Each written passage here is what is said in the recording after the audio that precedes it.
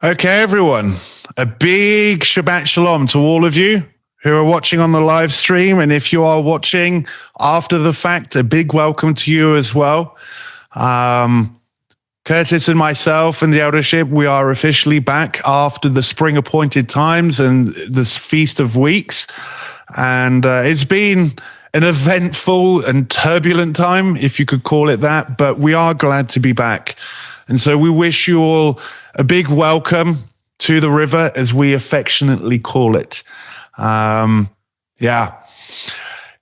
you are watching after the fact and you wish to come join us live, we do gather every weekly Shabbat at 9 a.m. Pacific Standard Time, where we live stream the Shabbat service.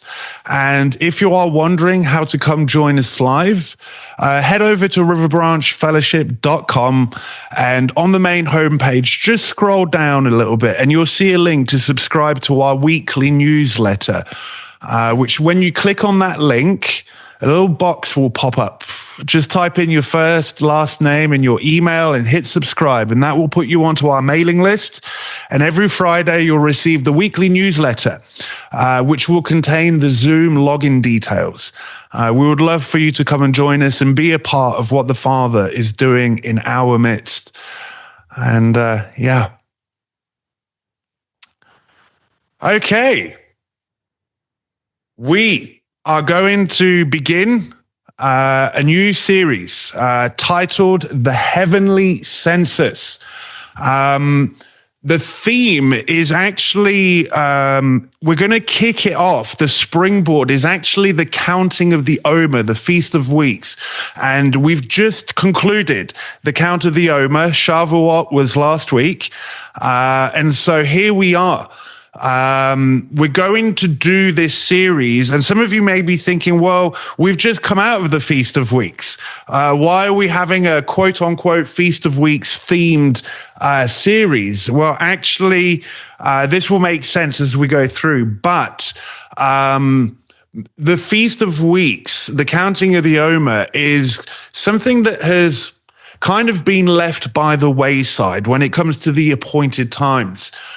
Many people, will focus on the Pesach, the Passover, unleavened bread, first fruits, Yom Teruah, Day of Trumpets, Day of Atonement. And Shavuot kind of, people don't know what to do with it. And many people don't realize that actually the count from the first of the first fruits right through to Shavuot, which is known as the Feast of Weeks or the counting of the Omer, is actually very much part of his spring appointed times. And when you look at the Feast of Weeks, the counting of the Omer, from a plan of redemption perspective, and you start to dig in to what the scriptures have to say regarding this great part of his appointed time, it's actually extremely rich and extremely dense. And it's a shame that, whether it be because of mystery Babylon, the leaven that's crept into the faith, whether it be, the hijacking of the adversary and the muddying of the waters, a lot of richness regarding his plan of redemption and the understanding of our faith has unfortunately kind of been overlooked by the majority of the body of Messiah, whether that be in Christianity, Judaism, even in the so-called Hebrew roots Messianic movement. Not many people really understand what the Feast of Weeks points to, especially from a plan of redemption perspective. And so, as we kick off this series, we're going to dig in. We're going to dig deep and pull this thread regarding the Feast of Weeks, and we're going to see where this leads us. And as we're going to see, this is a very rich part of his plan of redemption. That being said, we're going to be pulling on one thread. There are many threads to pull on this great tapestry of the plan of redemption.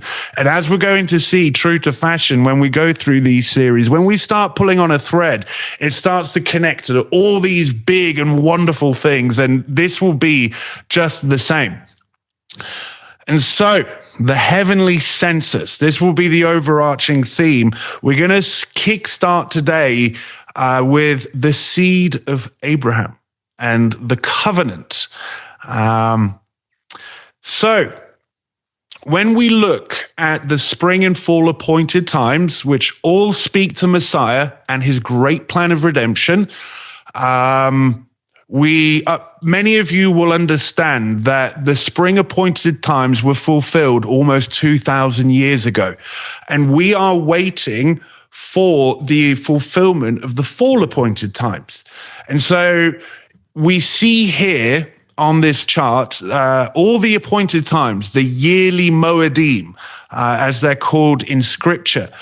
We know that Yeshua was the Pesach lamb. He fulfilled the Passover to the day, to the hour, and this feast of unleavened bread where we are called to look inside our houses and to look and to rid ourselves of this leaven. Within the week of unleavened bread is the first of the first fruits, which kickstarts the counting of the Omer, this 50-day count to Shavuot or Pentecost, where the giving of his Ruach to his people, the giving of the Spirit and the gifts associated therewith were given to the apostles and to his people. And so the message of the good news would then go forth, and from Shavuot, almost 2,000 years later, here we are, right on the eve, if you want to call it, on coming towards the end of this age, awaiting the fulfillment of the spring appointed times. And as you can see from this arrow, I've put, we are here, literally right before the fulfillment of the fall appointed times, almost 2,000 years later after the fulfillment of the spring appointed times. Why am I making mention of this? When we understand that prophetically speaking, from a plan of redemption perspective, this great bird's eye view, we're still actually in the season that follows Shavuot, almost 2,000 years later. We're still in this season. Yes, we're coming to the end of it. Yes, the end of this age is starting to look really hairy. Yes, we're waiting for the fulfillment of the fall appointed times with the resurrection and then his return and then the great wedding feast of the Lamb to then kickstart this great millennial reign that is spoken of. But the fall appointed times have not yet been fulfilled, which means that we're still in this season post Shavuot, almost 2,000 years. And this is why we're going to take this deep dive into the counting of the Omer and the Feast of Shavuot and what it's actually pointing to regarding his great plan of redemption, because this is still the season we're in. Yes, the fall appointed times are extremely important, but we are still awaiting for our King to fulfill them. And I think we lose sight of that sometimes, that we are, though we're at the end of this post-spring feast season, if you want to call it that, we're still in it. We're just coming to the end of it. And so do we really understand what the counting of the Omer, the Feast of Weeks and Shavuot are really pointing to from Elohim's perspective regarding his great plan of redemption? Hence, we're going to embark on this series. So let's just jump right in. In Leviticus 23, it says in verses 10 and 11, speak to the people of Israel and say to them, when you come into the land that I give you and reap its harvest, you shall bring the sheaf of the first fruits of your harvest to the priest, and he shall wave the sheaf before Yah, so that you, the people, may be accepted. On the day after the Sabbath, the priest shall wave it. And so this was regarding the barley harvest. And as Curtis and I have mentioned many times, there's actually 3 first fruits offerings within the appointed times. There's what's commonly known as first fruits, which is actually the first one. This was the first fruits of the barley harvest. Shavuot or Pentecost is the first fruits of the wheat harvest, and Sukkot is actually the first fruits of the fruit harvest, where we bring the first fruits of the fruit harvest. And so this is speaking of the first fruits. Now, this sheaf of barley In the Hebrew, the word is omer, or what we would say in anglicized version, the omer. It literally means a heap, a sheaf, an omer. An omer was also a dry measure. It was a tenth of an ephah, which is approximately 2 liters for us in the modern day. So an omer was roughly 2 liters of this sheaf of the barley harvest. And this would kickstart the count from the first of the first fruits to the second of the first fruits, i.e. Pentecost or Shavuot. And we know that we're called to count the days, as we will see. Hence why this period of counting of 50 days has commonly been referred to as the counting of the Omer, the Omer in Hebrew. And so this is where this language has come in.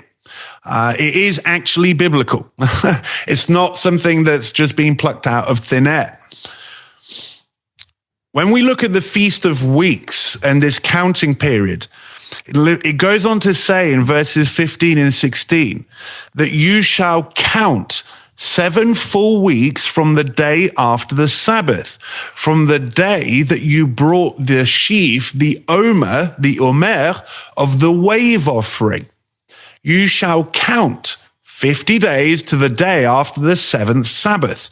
Then you shall present a grain offering of new grain to Yah. So again, he's saying that on Pentecost, you will bring a new grain offering, the second first fruits offering of the yearly appointed times. And so you see here the commandment to count from the day that the omer, was waved on the first of the first fruits. Hence the language of the counting of the omer. The word for count, though, and this is what's going to springboard this whole series. The word count, safar, it means to count, i.e. numerically, or to measure, whether it be to measure grain, measure weight, just to measure in a broad sense, to number. It also means to take account of, i.e. to remember and to note and to give an account, to reckon. It also means to recount, i.e. to profess, to speak of something that has occurred or that is occurring or that will occur, to proclaim. Look at this, to rehearse. To rehearse what? You know, we know that the spring feasts have been fulfilled and they are now living. These are coming from a fulfilled but living position. But when we speak of the fall appointed times, we're actually still in rehearsal. I've just been given a note that an omer is approximately half a gallon for the Americans, if you're speaking freedom units, if I can say that. So an omer was roughly half a gallon, 2 liters for those that use the metric system. But we're told to count for 49 days plus 1, i.e. 50 days. So yes, to count, to relate, to take account of, to reckon, to proclaim, to recount, to rehearse, to declare. Look at this, to count exactly or accurately. Exactly. Bear this in the back of your mind, because we know that the Father wears the heavens as a wristwatch. He knows the number of the hairs on our heads. He knows things exactly. It's only us fallen men and women that don't fully know these things. The word safar, by extension, also means to inscribe, i.e. to take an account of and to inscribe into rock or into tablet. Think of the covenant being inscribed on the tablets or being written on our hearts. Now, that's the verbal form. From this, you have the noun form, a secretary or a scribe.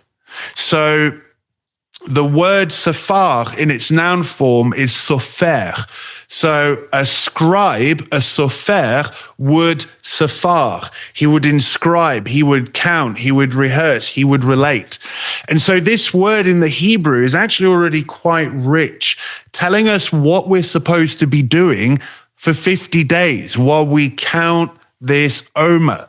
What is it that we are to reckon? What is it that we are to proclaim? What is it that we are to declare? What is it that we are to count? Bear in mind that in the fulfillment of the spring feasts, what would come with Pentecost or Shavuot, the disciples would be sent out, wouldn't they? What would they be proclaiming? They would be proclaiming the good news of Messiah, the plan of redemption coming into its next stage of fulfillment almost 2,000 years ago. And they would then go on to proclaim, to say, hey, the fall appointed times are coming. They are coming. We've just come out of the fulfillment of the spring, but know this, the fall appointed times will be fulfilled. I hope people are understanding, just beginning to see the scratch of the surface of how rich this counting of the Omer, this feast of weeks, this jubilee of weeks, 7 times 7 really is. Okay, Exodus 16 verse 4. This is about the manna coming down from heaven.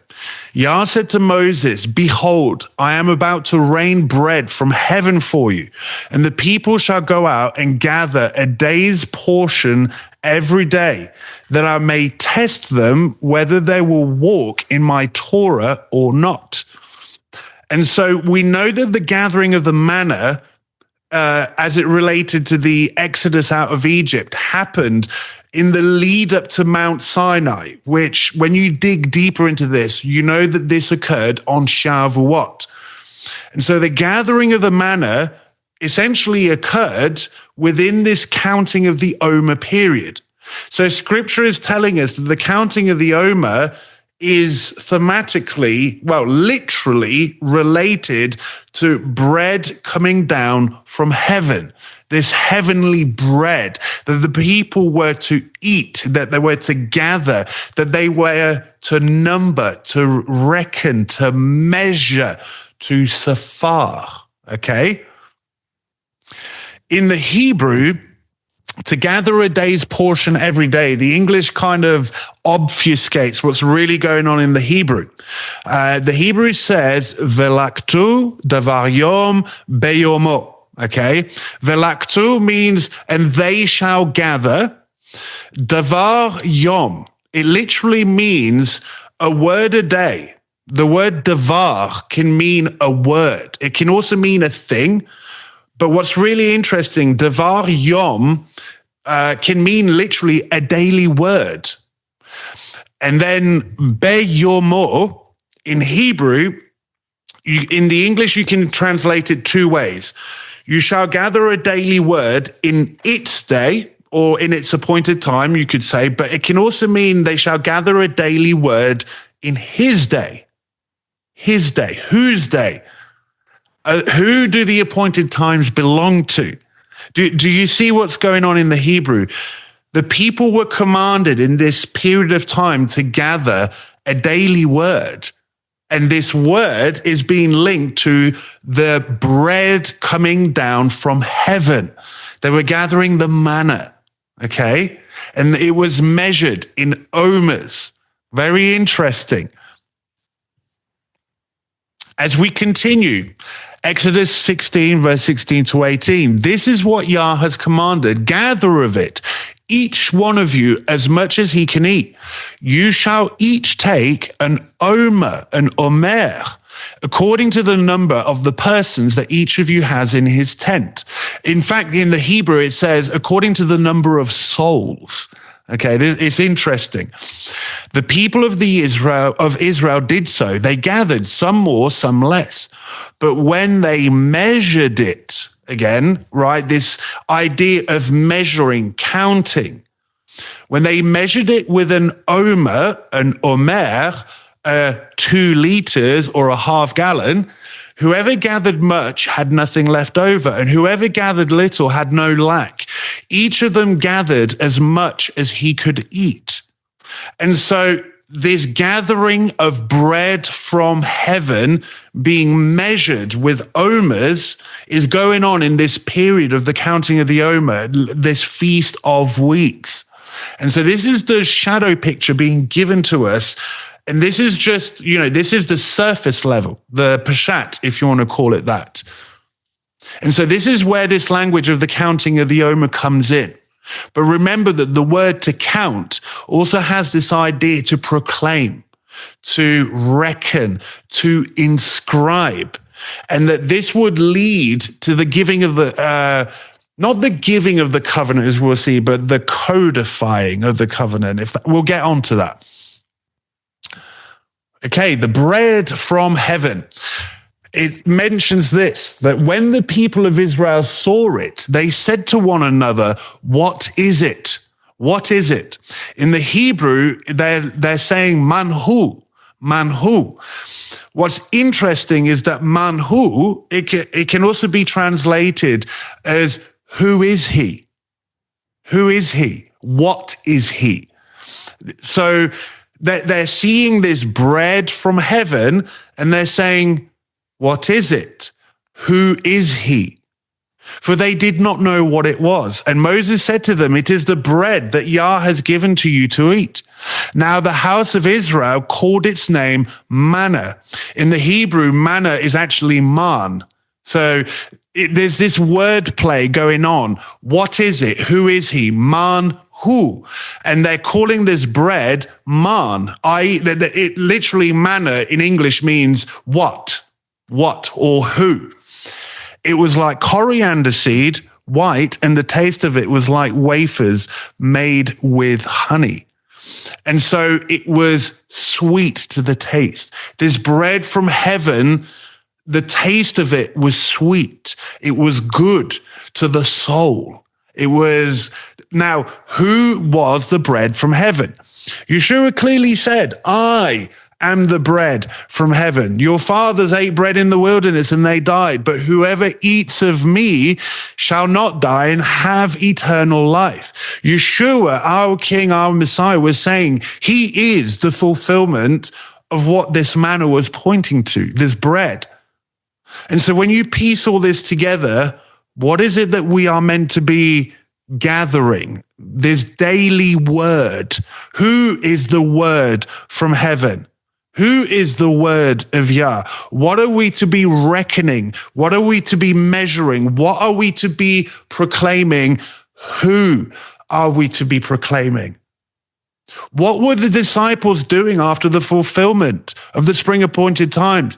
Who were they proclaiming? The question is, manhu, who is he? Well, the disciples were saying, he is Yeshua. It is Yeshua, and that he is about to go and fulfill these appointed times coming at the fall. Do you see how rich this counting of the Omer period it really is and what it's pointing to? In Exodus 24, so this is after Moshe comes down with the tablets of the covenant. There's the terms of the covenant. Then he, Yah, said to Moses, come up to Yah, you and Aaron, Nadab and Abihu, and 70 of the elders of Israel, and worship from afar. Moses alone shall come near to Yah, but the others shall not come near, and the people shall not come up with him. There's beautiful analogies here of the bride of Messiah, but that's another topic. Moses came and told the people all the words of Yah and all the rules. The word here being used for Moses telling the people the words of the covenant is this word safar. He's counting them. He's relating to the people the words or the terms of the covenant to the people. And so now this word that's related to the counting of the Omer is now being related to the covenant itself. Moses is recounting, reckoning, declaring, accurately telling the people the words of Yah. And the people answered with one voice, and they said, all the words that Yah has spoken, we will do. Okay. So they are coming into this bond of covenant. And so now we can connect these themes together. Counting the days, proclaiming the days, the manna, manhu, what is it? Who is he? Gather a daily word of heavenly bread and recount it, inscribe it onto your heart. And then all this being linked to the people of the house of Israel and the covenant between them and the king. So, do you see why I say there's actually a lot that people don't really... There's been a lot of muddying of the waters regarding the counting of the Omer and the Feast of Weeks. It's not just this thing of count the days, tick, tick, tick, tick, tick, and you've got your countdown timer to this the Feast of Pentecost. It's actually very rich, and it's relating to the covenant between the king and his people, and this proclamation that will go forth to the earth. Rich indeed it is. Okay, the heavens, they count. The heavens declare the glory of Elohim, and the sky above proclaims his handiwork. The word there to declare is this word, safar, to count, to relate. So the heavens, the Mazaroth, declare, proclaim something. The glory of Elohim. Well, what is the glory of Elohim? His great plan of redemption. Look at this. Day to day pours out speech, and night to night reveals knowledge. There is no speech, nor are there words whose voice is not heard. Their voice goes out through all the earth, and their words to the end of the world. Something is being proclaimed to the four corners of the earth. And it's related to the glory of Elohim. And it's related to the stars. And it's also being linked to this count, this counting, this rehearsing, this inscribing. When Elohim set up the stars in the heavens, he literally inscribed in the heavens his glory, his great plan of redemption. In them, he has set a tent for the sun, which comes out like a bridegroom leaving his chamber. So now the sun is being related to a bridegroom. Who is the bridegroom, right? And like a strong man runs its course with joy. Its rising is from the end of the heavens, and its circuit to the end of them. And there is nothing hidden from his heat.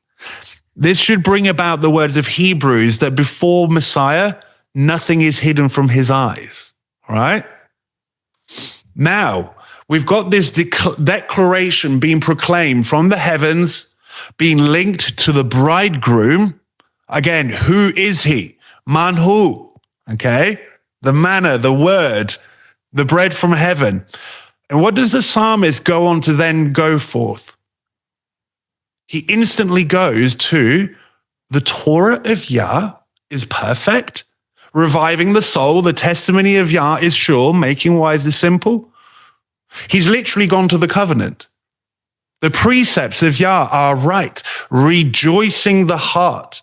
The commandment of Yah is pure, enlightening the eyes. The fear of Yah is clean, enduring forever. The rules of Yah are true and righteous altogether. Look at this. More desired are they than gold, even much fine gold, sweeter also than honey and drippings of the honeycomb. What did we read of regarding the bread from heaven, the manna? That its taste was like honey. It was sweet. Where did King David, the psalmist, get this? How did he know to relate the heavens being inscribed, declaring this great plan of redemption, the glory of Elohim, and then go, you know what? I'm going to go to the covenant. Maybe he knew his word, just maybe. Moreover, by them your servant is warned. In keeping them, there is great reward. Think rewards and losses. And we know that the covenant was written on tablets of stone. But where does Yah ultimately want that covenant written? Where does Yah want that covenant inscribed on the heart of his people? Is there great reward in heart circumcision? I've put here in verse 10, regarding that the covenant is sweeter than honey and the drippings of the honeycomb. Proverbs says that something drips from the strange woman's mouth, does it not? These smooth words, this honey dripping from the mouth of essentially Mystery Babylon that would result in spiritual adultery. All of these things. And do you think that maybe the harlot, this spiritual seduction, may actually hinder the covenant being written on the heart of his people? King David knew all these things. It kind of helps us understand where Solomon, the great wisdom of Solomon, would speak on certain things, does it not? Okay, let's start diving deep now. Okay, like this was just surface level stuff. This is just basic word stuff here. We know the terms of the covenant, but what is the covenant itself? It may seem like a trick question. Curtis and I will speak more on this at our Sukkot teachings regarding the covenant. But when I say to you, what is the covenant? Many of you will probably say, well, it's the Torah, that which was given at Mount Sinai. I'm going to say something that will cause some knee jerks.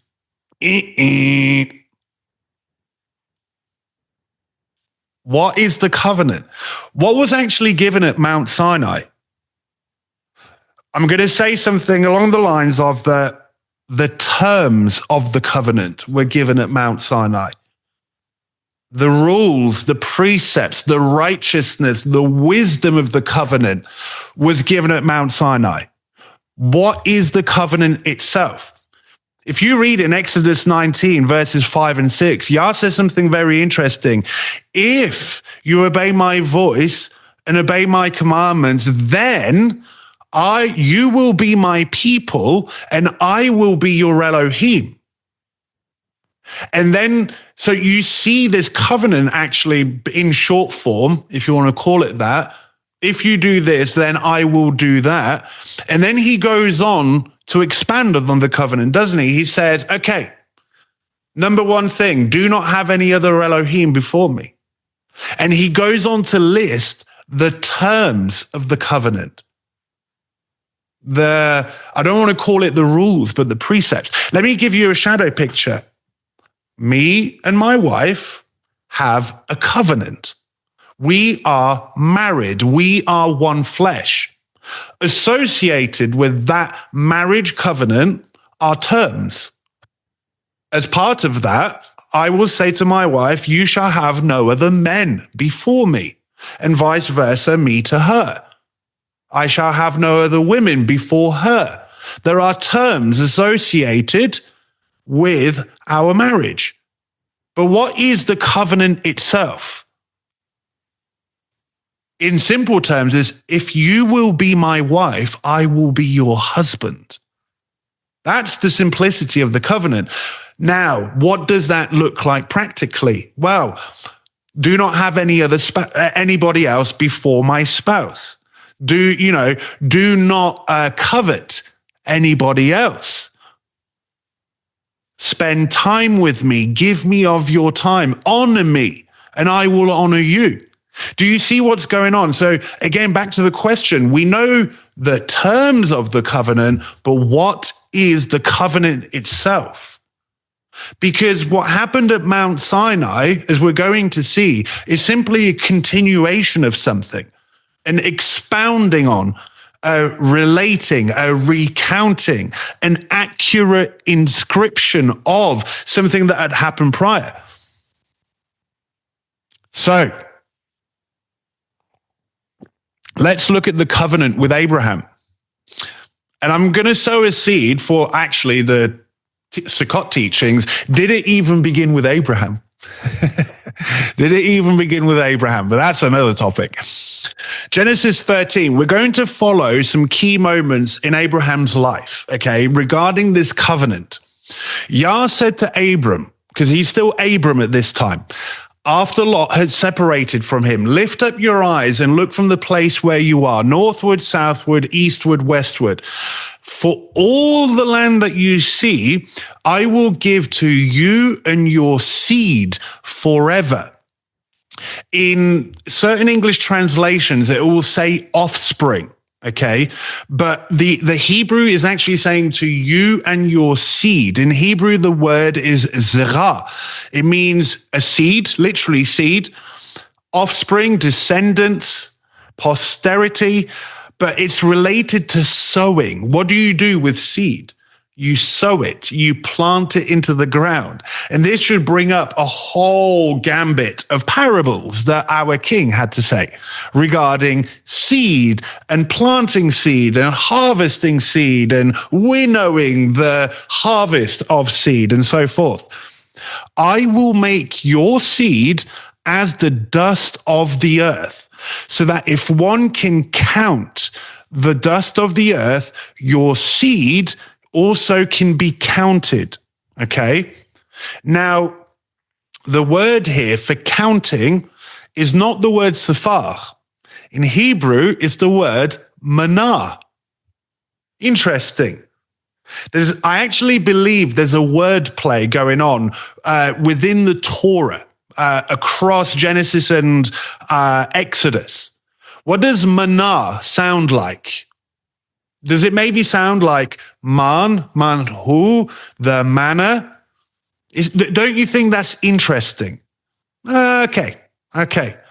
Now, here's what's interesting. The word manah means to count, to reckon, to number, assign, appoint, prepare, ordain, counted, numbered, to be counted, to be numbered. This is pretty much a very similar definition to the word we saw regarding sephar. They are what's called synonyms.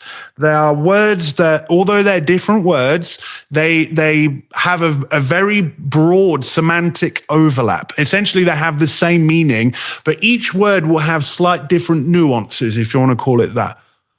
And so this thematic connection of counting, reckoning, preparing, to be counted, to be numbered.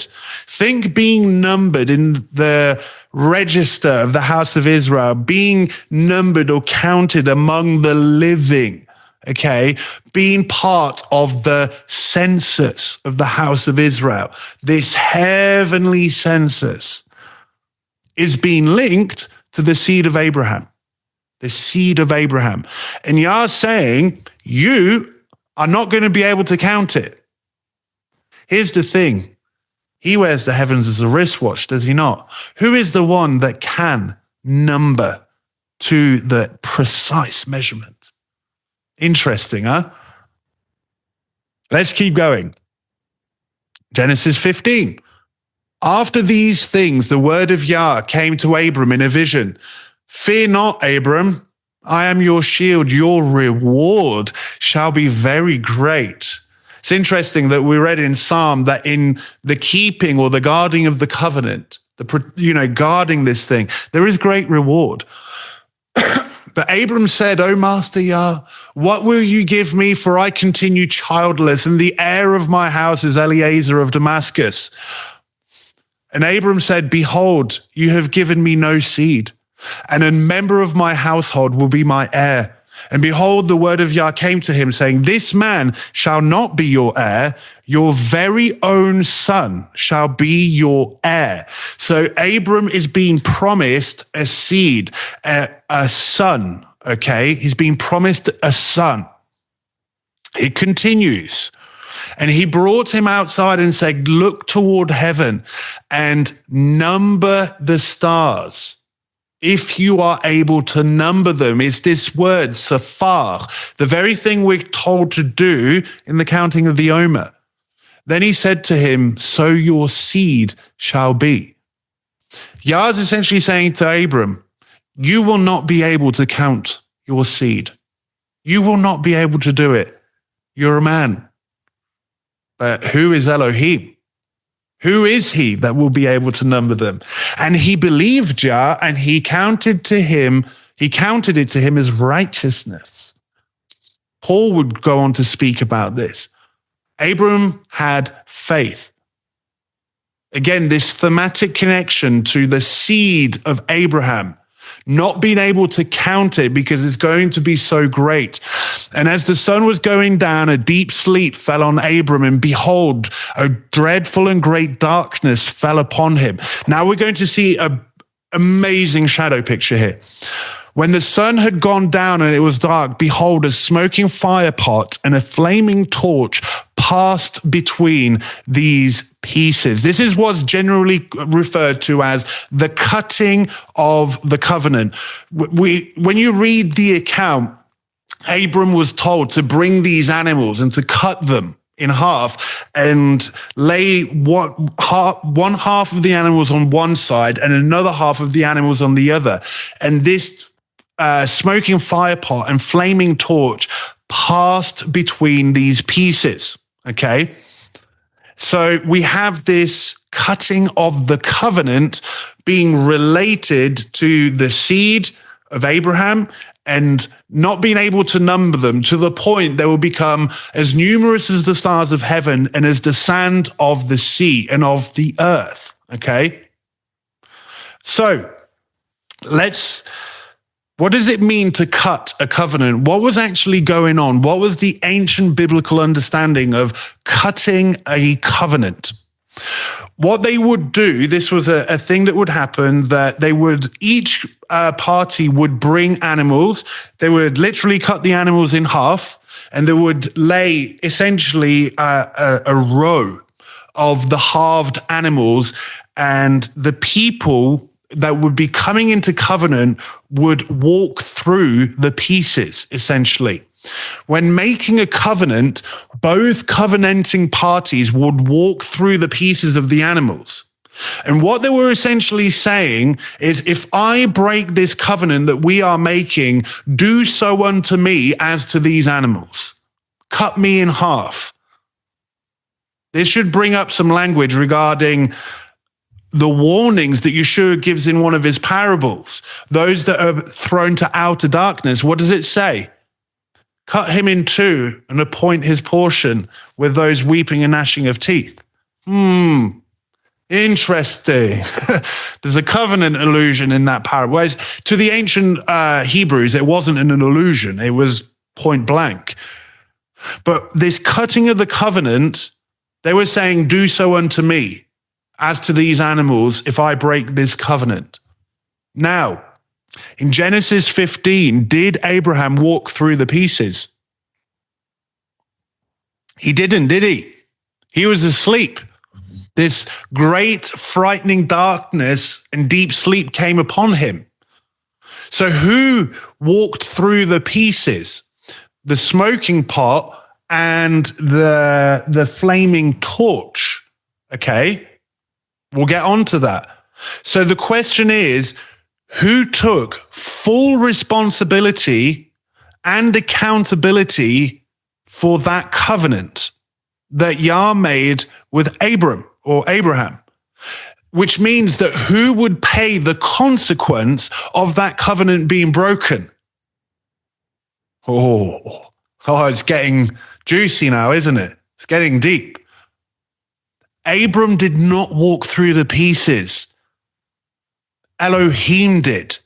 He's taking full responsibility, accountability, and any consequences thereof if that covenant is being broken. Was that covenant broken? Do you see what's going on here? Abraham, or Abram at the time, was asleep. That's a type and shadow of death. He was dead, so to speak, dead in his trespasses. So who would then have to take on the accountability and responsibility and pay the consequences of this great covenant between Yah and his people being broken?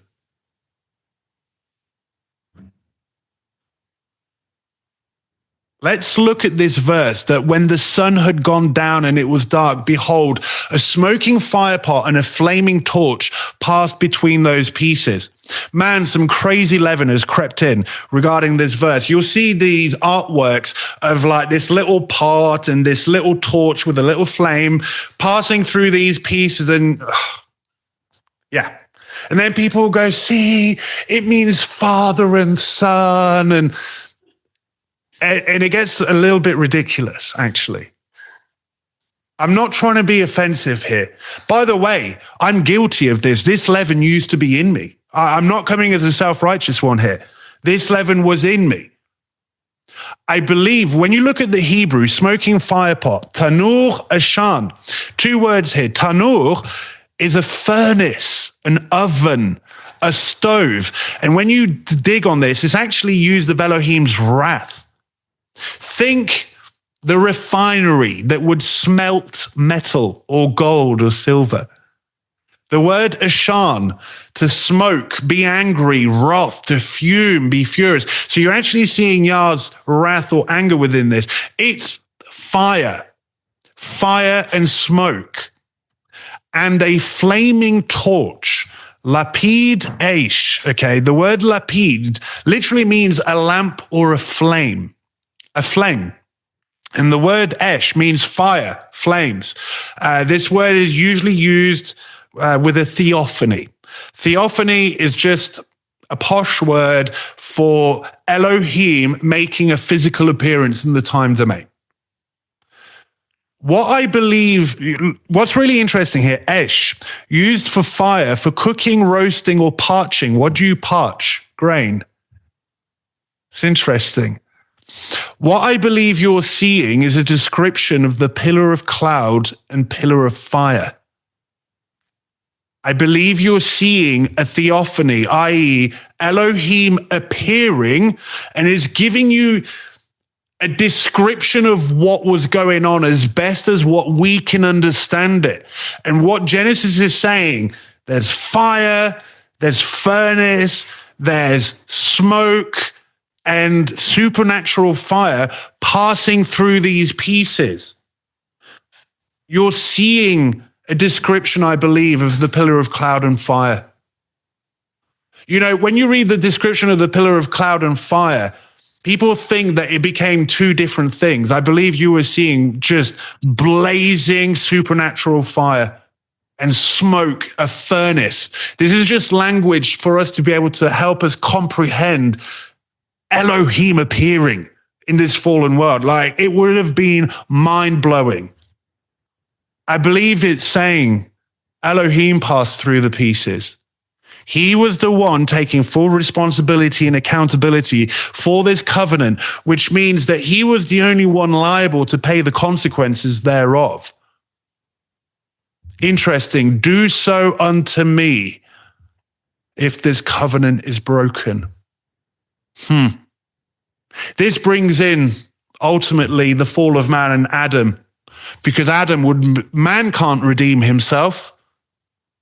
It takes someone else to redeem. It takes an Elohim to redeem us from death. Oh, it gets deep. Exodus 20:18. Now, when all the people saw the thunder and the flashes of lightning, and the sound of the trumpet or the shofar, and the mountain smoking, the people were afraid and trembled, and they stood far off. You're seeing 2 words here. In English, it says the flashes of lightning. The word there is lapidim, which is the plural form of lapid, which is actually the lamp or the flame. It's saying that what walked through the pieces with Abram in the cutting of the covenant also appeared at Mount Sinai. And in fact, the mountain was smoking, ashen. The root word of ashen is this word ashan, to smoke, to be angry. Again, this is what you see in the cutting of the covenant with Abram.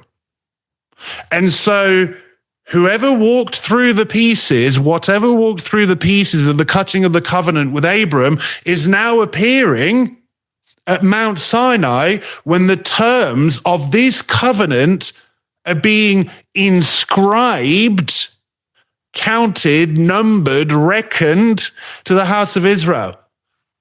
And it says, remember what we read, that Moshe recounted, he sephared the words of the covenant and the precepts of Yah to the people. And the people said, we will do this. Did they? Right? So who would then pay the consequence of that? the one that passed through the pieces. It wasn't Abram, and it wasn't Abram's seed. It was Elohim.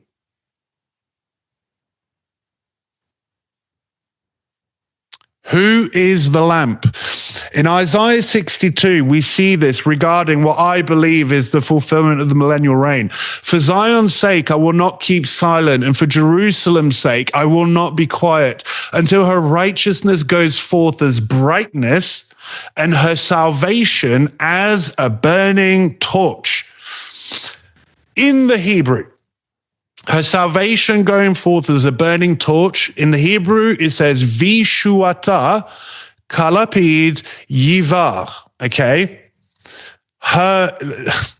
It literally says, her Yeshua, like a burning flame or a lamp, shall go forth or burn. Okay? It will shine brightly. This word is showing up again, this burning torch, ka lapid, like a torch, like a flame. And it's been associated with Zion's salvation. The word for salvation in Hebrew is Yeshua. Coincidence? Coincidence? I think not. The nations shall see your righteousness, all the kings your glory. And you shall be called by a new name that the mouth of Yah will give. The glory here is actually the word kavod, the very thing that Elohim will not share with another. Interesting. Whole other topic. But again, notice that her righteousness, her salvation. Well, who is the salvation of Zion? Who is the salvation of Zion? Man, who? Who is he? As we started off the teaching. And you shall be called by a new name. Well, what's one of the promises in Revelation to the overcomer? That Yah will give them a new name that only he knows. Look at this. You shall be a crown of beauty in the hand of Yah and a royal diadem in the hand of your Elohim. If this is not the bride of Messiah, I don't know what is.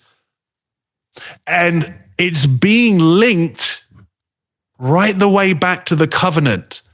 Who passed through the pieces? The burning torch.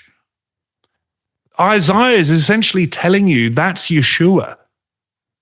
By the way, if this is not giving you the deity of your Messiah, I've got a bridge to sell you. In that day, Malachi 4, for behold, the day is coming, burning like an oven. This is speaking, okay. When all the arrogant and the evildoers will be stubble, the day is coming that shall set them ablaze, says Yah of hosts, so that it will leave them neither root nor branch. That's interesting. Who is the root or the branch of David? Malachi is saying these people will be without the root or branch. Oh. But you who fear my name, the Son of Righteousness shall rise with healing in its wings. What did we read of in Psalm 19 regarding the glory being declared by the heavens and the stars? That the Son is likened to a bridegroom. Who is the bridegroom? Man, who? Who is he? Who is the burning torch? Who is the burning torch? The word there for oven is tanur. This is the same word that was used back in the cutting of the covenant with Abram. Malachi is linking this burning furnace, the day of Elohim, where the wicked will be punished, where they will have no root or branch, i.e. no Messiah, to this apparition of the cutting of the covenant. But those who do fear Elohim, it says the Son, the bridegroom of righteousness, shall rise with healing in its wings. The word for wings there, if you didn't know, can also be used regarding the tassels the tzitziot. What did the woman who was bleeding reach out for? The tassels, the garment of our King, and she was healed. Beautiful shadow picture there. And you shall tread down the wicked, for they shall be ashes under the soles of your feet on the day when I act, says Yah of hosts. I believe this is pointing to the fulfillment of the fall appointed times. And look at what he just finishes off this little section with. Remember the Torah of my servant Moses, the statutes and rules that I commanded him at Horeb. Who for? For the Jews? For the Christians? No, for all Israel. All Israel. This is why you need to know who the house of Israel is. And so again, Malachi is connecting the covenant. The covenant. He's saying, remember the terms of the covenant that I gave at Sinai. Now, if you had a Hebraic understanding, you'd know the terms of covenant were simply an expansion of what was going on with Abram. And I will make the case that that was an expansion of a covenant that started way before. The thread is running through. Let's go back to Abram. Genesis 17. Behold, my covenant, says Yah, is with you, with Abram or Abraham, and you shall be, look at this. Now we get another explanation regarding this covenant. You shall be the father of a multitude of nations. Nations. No longer shall your name be called Abram, but your name shall be Abraham or Avraham in Hebrew. Look at this. Because Abram guarded the covenant, he was given a new name that the mouth of Yah gave him. Same message, isn't it? For I have made you the father of a multitude of nations. Multitude of nations. I will make you exceedingly fruit. So now Abram is being told that not only will he have a seed, but that seed will make up many nations. Nations. And I will make you into nations, and kings shall come from you. Could this even regard the kings and priests that will serve in the millennial reign? I believe so.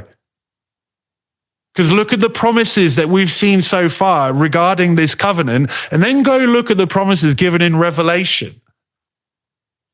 I will establish my covenant between me and you and your seed, Zerah, after you. Look at this, throughout their generations for an everlasting covenant. This is not just a dispensation or a period of time. Yah's saying this is forever, forever. To be Elohim to you and your seed after you. Look at what's being stated as part of this covenant. You will be my people and I will be your Elohim. What was Yah saying to the house of Israel before he gave the 10 words, the 10 commandments, and then all the terms of covenant associated with it? Go read Exodus 19:5 and 6. If you will be my people, then I will be your Elohim. It's the same promise to the seed of Abraham, the house of Israel. And the promise here is that Israel will become many nations. And I will give to you and your seed after you the land of your sojournings, all the land of Canaan for an everlasting possession, and I will be their Elohim. We could do a whole series just on this terminology of you will be my people and I will be your Elohim. In fact, we should probably do it at some point. This promise was given in the context of circumcision being given. Abraham was being given a physical shadow picture of the sign of this covenant so that he would remember this covenant, so that his seed throughout this everlasting covenant, throughout their generations, would remember and bring to heart and recount and accurately inscribe the covenant. The covenant reaffirmed. This is to Isaac. No, sorry. This is the binding of Isaac. You know when Abraham had to offer up Isaac, the seed of promise, right? This is the account. He said, do not lay your hand on the boy or do anything to him. So Abram's about to he's about to offer up Isaac. He's about to do it. He's going to do it. And Yah says, do not lay your hand on the boy or do anything to him. For now I know, look at this, that you fear Elohim. You fear Elohim. You revere him. What was the promise in Malachi? But those of you who fear my name, the Son, the bridegroom of righteousness, shall rise with healing in his wings. Now that I know you fear Elohim, seeing that you have not withheld your son, your only son, from me. By the way, Isaac was not Abraham's only son. That's a whole other thing. Isaac was the son of promise. He was unique. Abraham lifted up his eyes and looked, and behold, behind him was a ram caught in a thicket by his horns. And Abraham went and took the ram and offered it up as a burnt offering instead of his son. And so Abraham called the name of that place, Yah will provide. Will provide in Hebrew is Yireh, I think. As it is said to this day, on the mount of Yah it shall be provided. Now, a ram was caught in a thicket by his what? By his horns. What's made from a ram's horn?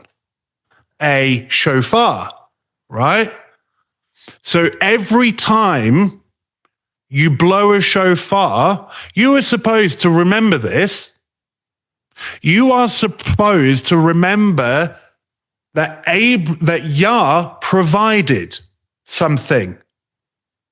You are meant to remember that Abraham was willing to give up the seed of promise.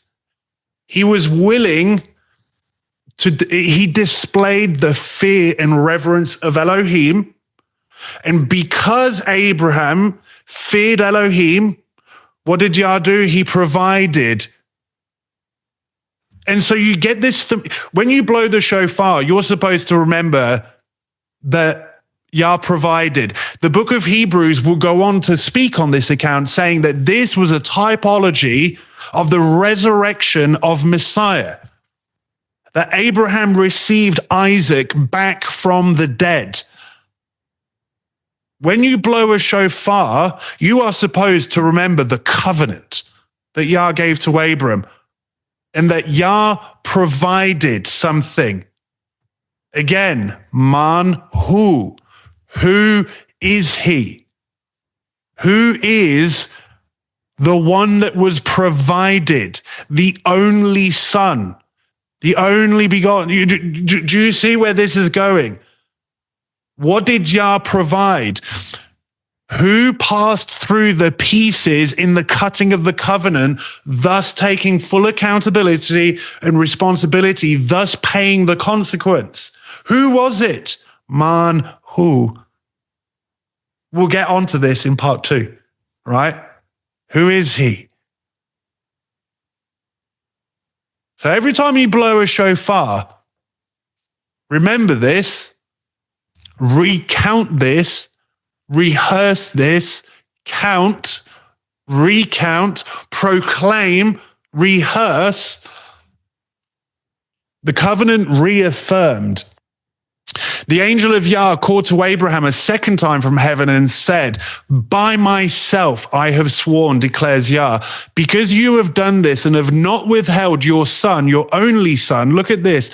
I will surely bless you, and I will surely multiply your seed as the stars of heaven and as the sand that is on the seashore, and your seed shall possess the gate of his enemies. So it's going to become so great that you can't even count it. What are we supposed to be counting? And in your seed, all the nations of the earth shall be blessed, because you have obeyed my voice. Hang on a minute. Didn't it say that the seed of Abraham would become many nations? And that from these nations, from Abraham's seed, kings shall come forth? Could this be to do with the millennial reign? Kings and priests ruling, governing the nation? I don't know, just saying. But notice, this is all part of the promises of the covenant. The covenant passing down. So this is with Isaac now. Yah appeared to him, to Isaac, and said, do not go down to Egypt, dwell in the land of which I shall tell you. Sojourn in this land, and I will be with you and bless you. For to you and to your seed I will give all these lands, and I will establish the oath that I swore to Abraham, your father.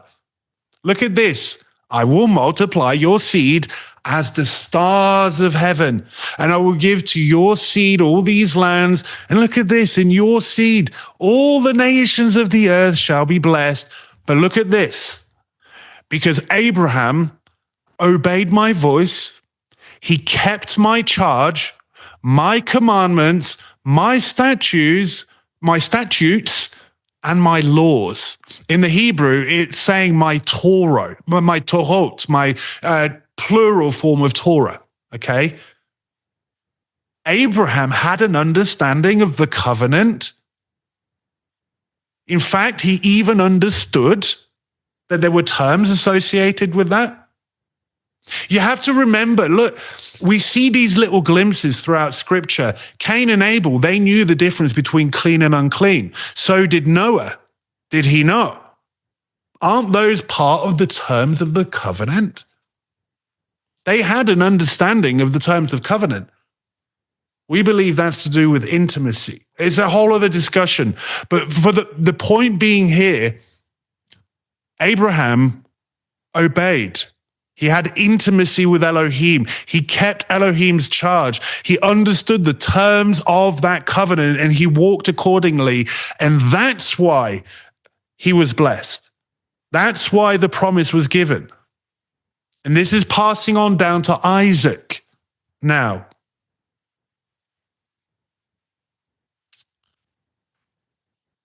A great prophecy. This is now the blessing of the 12 tribes of Israel. Jacob. So we've gone Abraham, Isaac, Jacob, and Jacob is about to bless Joseph's sons, Ephraim and Manasseh. Okay?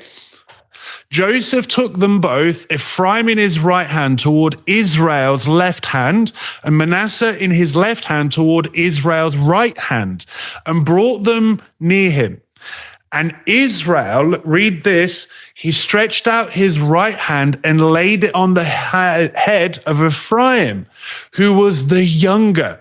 In ancient Hebrew culture, the firstborn blessing was always given through the right hand, okay? And so Jacob or Israel is giving the firstborn blessing to the younger. He's crossing over, who was the younger, and his left hand on the head of Manasseh, crossing his hands, for Manasseh was the firstborn.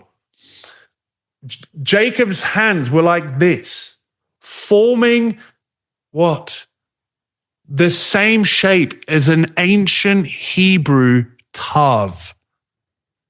This is no coincidence.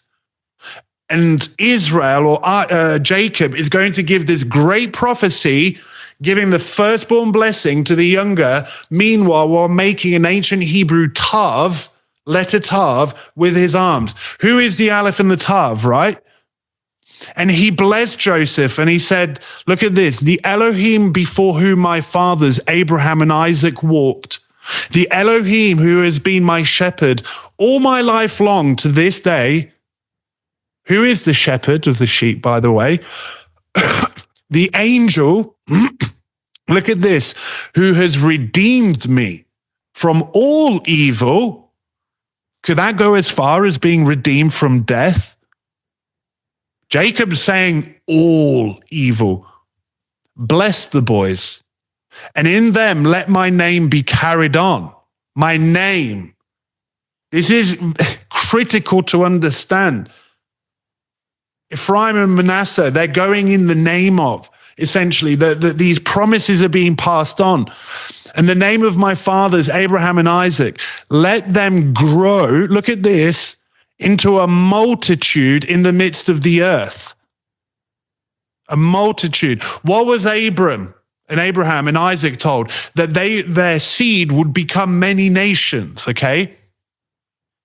Here's what's really interesting, this phrase, bless the boys. When you understand a bit of Hebrew grammar, it actually equates Elohim and the angel as the same singular masculine entity.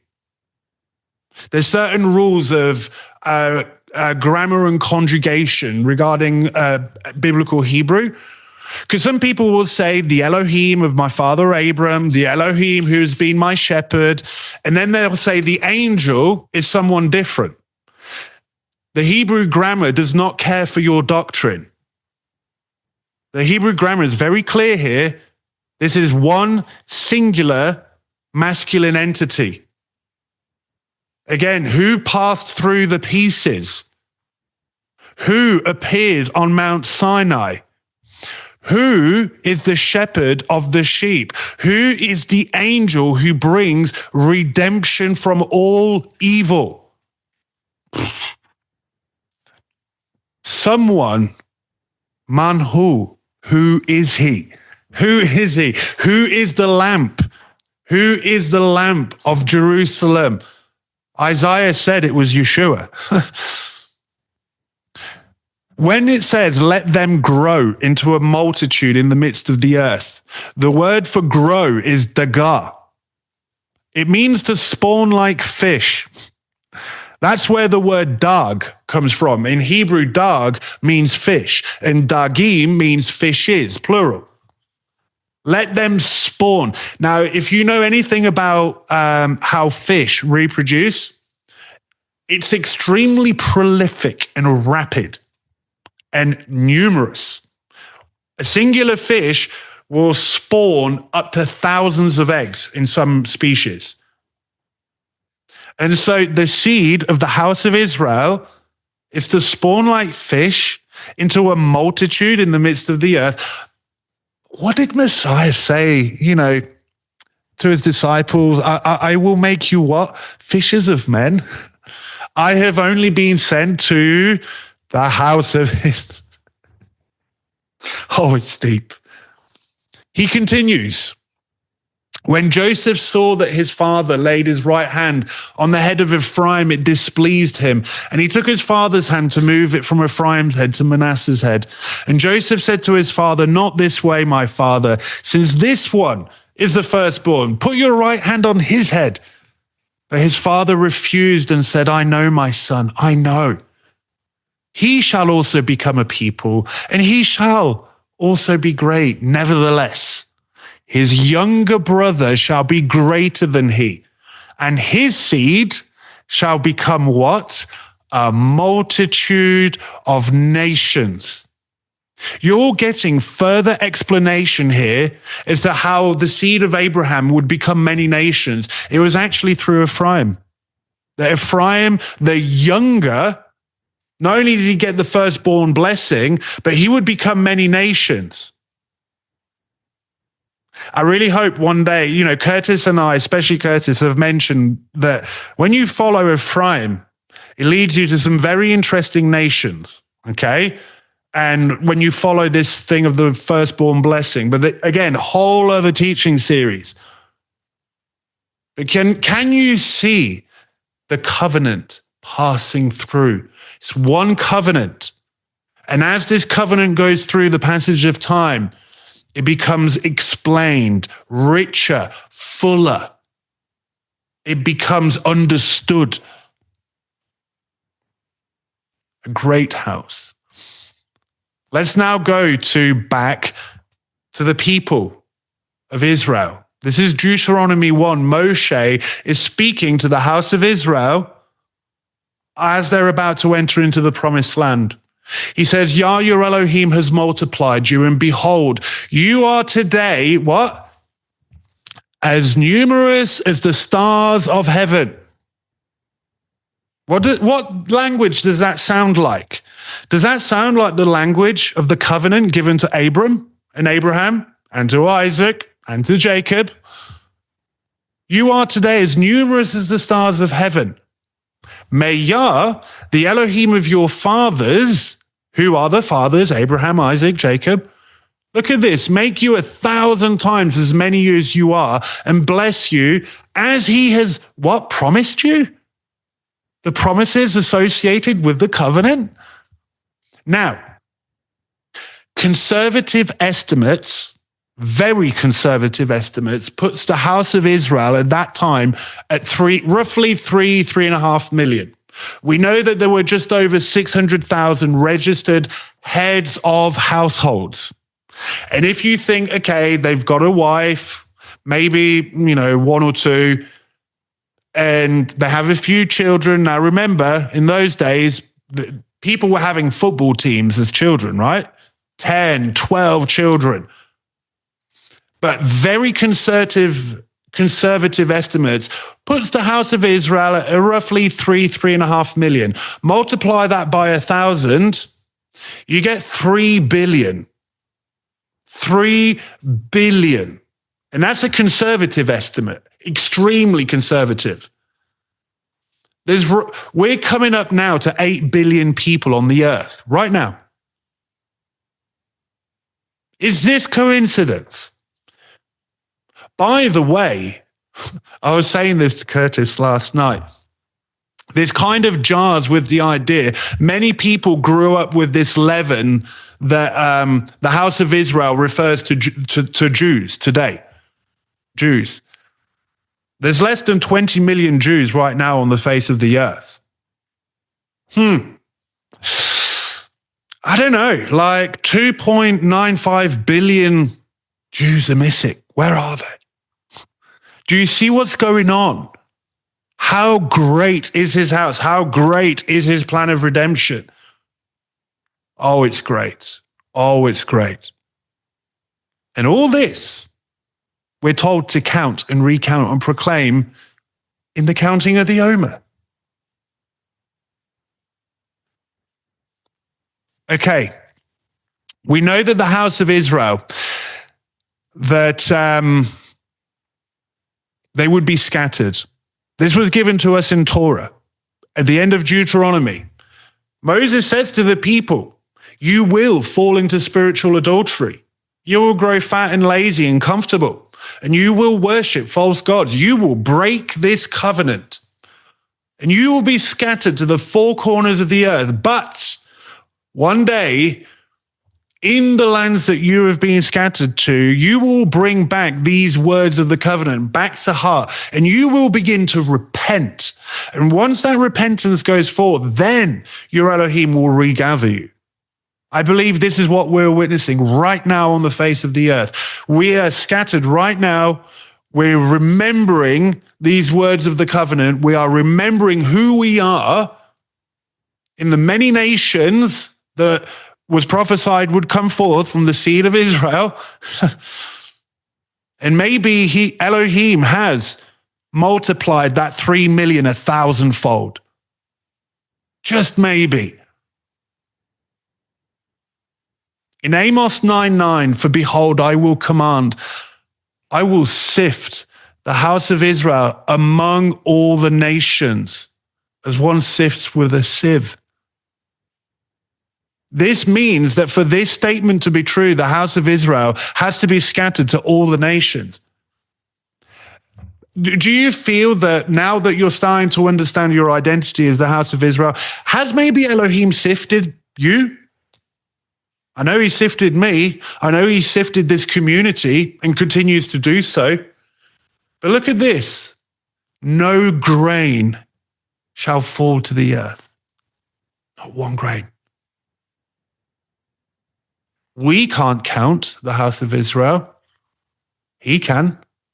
We can't count the stars of heaven. But what does it say of Elohim? He numbers them all and he names them all. He wears them as a wristwatch, as we like to say. Every single one. He will sift. Oh, he will sift. He will winnow. And there's a reason why.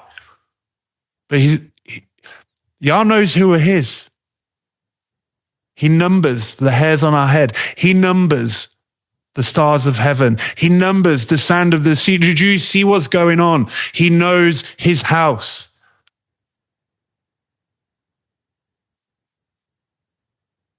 In Hosea went and took Gomer, the daughter of Diblaim, and she conceived and bore him a son. And Yah said to him, call his name Jezreel, for in just a little while I will punish the house of Jehu for the blood of Jezreel and put an end to the kingdom of the house of Israel. Yah is saying, this house, the promises and the curses that are associated with the breaking of the covenant will come upon this house. They will be broken and scattered and sifted. And on that day, I will break the bow of Israel in the valley of Jezreel. Now, in the English, you completely miss what's going on. In Hebrew, there's actually a word play going on between Jezreel and Israel. Okay? In Hebrew, Jezreel is Yisrael. Okay? Yisrael. In Hebrew, it's Yisrael for the house of Israel. So you have Yisrael, Yisrael. It sounds almost identical. There's actually some Hebrew wordplay going on. Yisrael, i.e. Jezreel, it means God will sow. Elohim will sow. What does a sower sow with? Seed. Where was the house of Israel scattered to? Look, what you're seeing, let me put this in agricultural terms.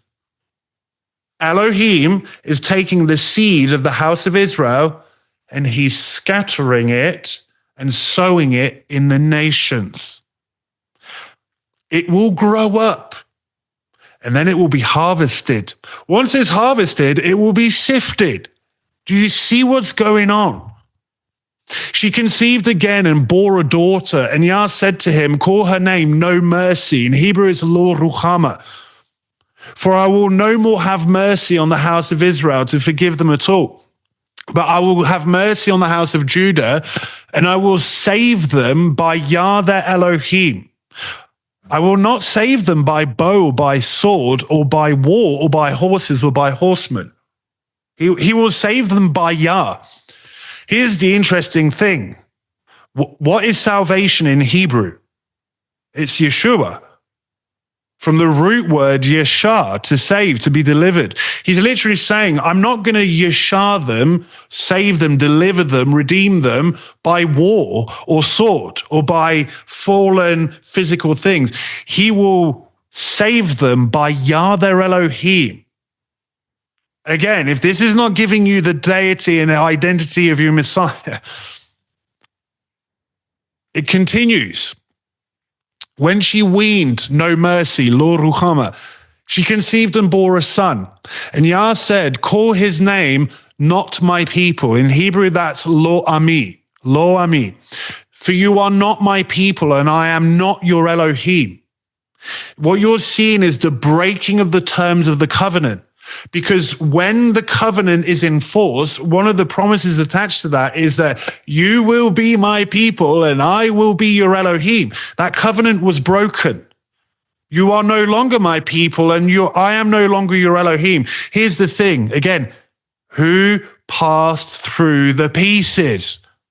Who took full accountability, responsibility, and would ultimately pay the consequences for the breaking of the covenant? Oh, by the way, anyway, yet, look at this. The number of the children of Israel shall be like the sand of the sea, which cannot be measured or numbered. These are the promises attached to the covenant. He's saying, let me say it this way. Though the covenant has been broken, the covenant will be established. Is essentially what Yah is saying through Hosea. Because he's saying, look, you're not my people. I'm not your Elohim. Yet the promises attached to the covenant with Abraham will be fulfilled. And again, here, the number of the children of Israel, the word number in Hebrew is mispar, which comes from the word safar, to count. It's the same word family. They will be like the sand of the sea, which cannot be measured or numbered. Is this word again? Safar. And look at this. In the place where it was said to them, you are not my people, it shall be said to them, children of the living Elohim. Yah is saying, though the covenant has been broken, the covenant will be reestablished. That's what he's saying. How? He's the only one that can do it, because he's the only one that passed through the pieces. Look at this. The children of Judah and the children of Israel, you mean a whole house, shall be gathered together. Again, the part of the promises of Torah. And look at this. They shall appoint for themselves one head, and they shall go up from the land, for great shall be the day of Jezreel, or in Hebrew, great shall be the day of Israel. There's a word play going on. The house of Israel will be regathered. The covenant will be reestablished, though it's been broken. Great shall be the day of Israel. Yah Elohim will sow. There's wordplay going on between the name Yisrael and Yisrael, right? Elohim will sow. He will reap a harvest. He will sift the harvest, and good fruit and bad fruit will come from it. Hence why it needs to be sifted. Like, so many parables should be coming to mind right now. So many passages, and there's no way of doing this all in one series. Like I said, we're pulling one thread, and this is just part one, by the way. And even part one is just to scrape off the surface. Great will be the day that Elohim will sow, the house of Israel. What you're seeing in agricultural language, Elohim will take his house, he will sow them. And Isaiah 4 says that he planted a vineyard and it bore bad fruit. So what does he do? He's going to tear it up because it bore bad fruit, and he's going to replant it, and it will be even more fruitful than before.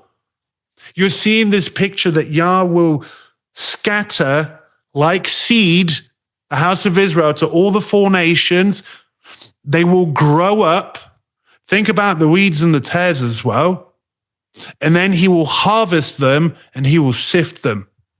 Oh, great will be the day that Elohim will sow. Great will be the day of Israel, of the house of Yisrael.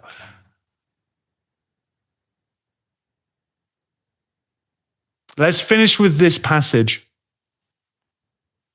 Galatians 3:29. If you are messiahs, then you are Abraham's seed, heirs according to the promise. What? Where did Paul pluck this from? What promise? Heirs to what? How could Paul know what he's even talking about so assuredly, how could he even say this? What did he know? How can he make the link between Yeshua and Abraham's seed? Who is he? Man, who? What promise as to what? How could Paul even know and say this? We'll stop here for today.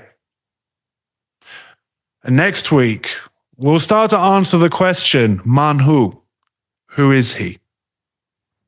Amen.